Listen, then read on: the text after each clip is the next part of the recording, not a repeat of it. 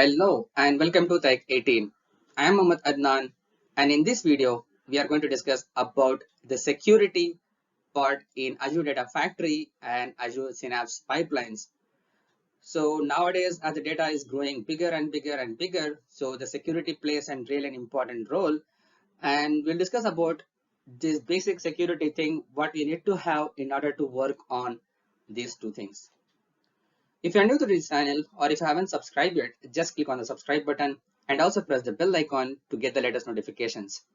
Now let's get started. So basically in this one, if you need to access Azure Data Factory, then you need to be a member of contributor or owner role, or you can be administrator of your Azure subscriptions.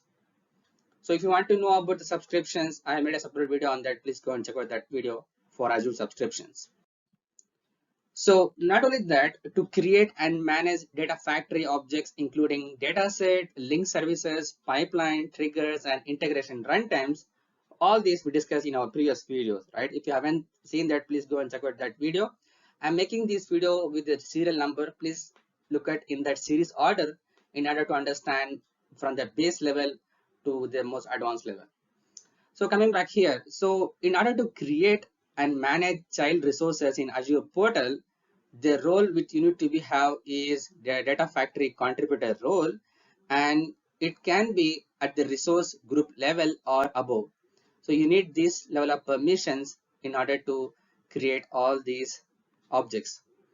And to create and manage resources with PowerShell or SDK, you need to be have a contributor role at the resource level or above level. So if you have that, then you can able to create that using PowerShell or SDK. So now we discuss about the contributor and contributor, right? So what is in the contributor role? If you have a contributor role, you can obviously create, edit, delete data factories and child resources, including datasets, link services, pipelines, triggers, and integration runtimes. And then you can also deploy resource manager templates.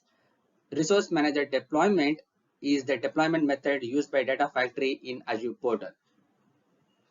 And you can also manage app insight alerts for a Data Factory.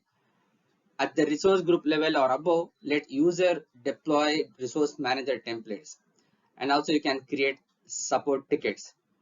So these are the useful features of the contributor role in Azure Data Factory or Synapse Pipeline.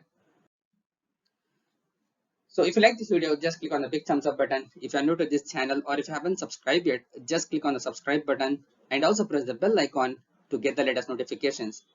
But make sure to turn on the notification on your devices. Share it with your friends and colleagues. If you have any queries and feedback, just post it on the comment section below.